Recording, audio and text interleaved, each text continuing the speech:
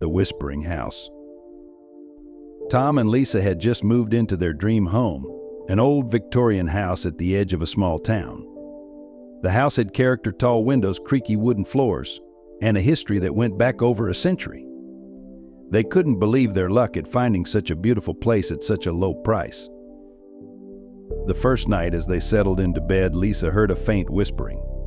At first, she thought it was the wind, but the whispers seemed to form words. She nudged Tom awake. "Do you hear that?" she asked. Tom listened and heard it too, a soft, almost imperceptible murmuring. They both brushed it off as their imaginations running wild and tried to go back to sleep. The next day, Lisa found an old diary tucked away in a dusty corner of the attic. It belonged to a girl named Emily who had lived in the house over 100 years ago. Curiosity piqued, Lisa began to read. Emily's entries were cheerful at first, talking about her family and friends, but soon the tone changed. Emily wrote about hearing whispers in the night, voices calling her name, urging her to do things. Lisa felt a chill run down her spine. That night, the whispers returned, louder and more insistent. Lisa couldn't sleep. She got up to get a glass of water and saw a shadow move across the hallway. Her heart pounded as she tiptoed closer. The whispers grew louder, clearer. They were coming from Emily's old room. Lisa pushed the door open and saw a figure standing by the window. It was a girl, pale and translucent, with sad, hollow eyes.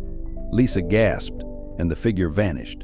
She ran back to the bedroom, shaking Tom awake. "Tom, I saw her. I saw Emily," she said, her voice trembling.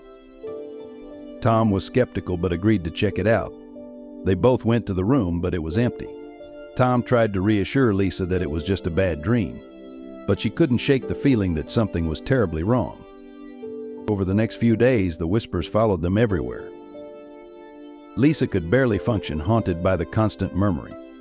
She continued reading Emily's diary, hoping to find answers. In one of the final entries, Emily wrote about discovering a hidden room in the basement. The whispers had led her there. She mentioned a dark presence, something malevolent that had taken over the house. Determined to get to the bottom of this, Tom and Lisa decided to search the basement. They moved boxes and old furniture until they found a small, concealed door. With a deep breath, they opened it and descended into the darkness.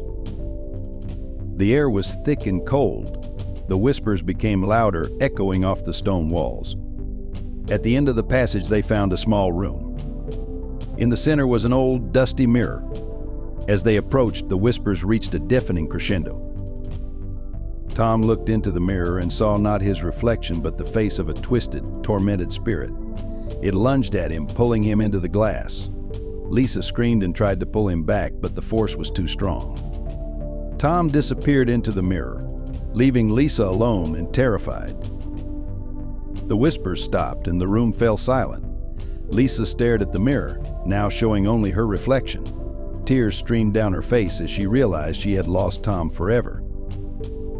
She ran out of the basement and called the police, but they found no evidence of Tom or the hidden room. The whispers never returned, but Lisa could never forget what happened. She moved out of the house, but the memories haunted her forever. Years later, the house stood empty, a for sale sign out front. No one knew its dark secret, except for those who heard the whispers at night, calling for them to uncover the terror that lay within.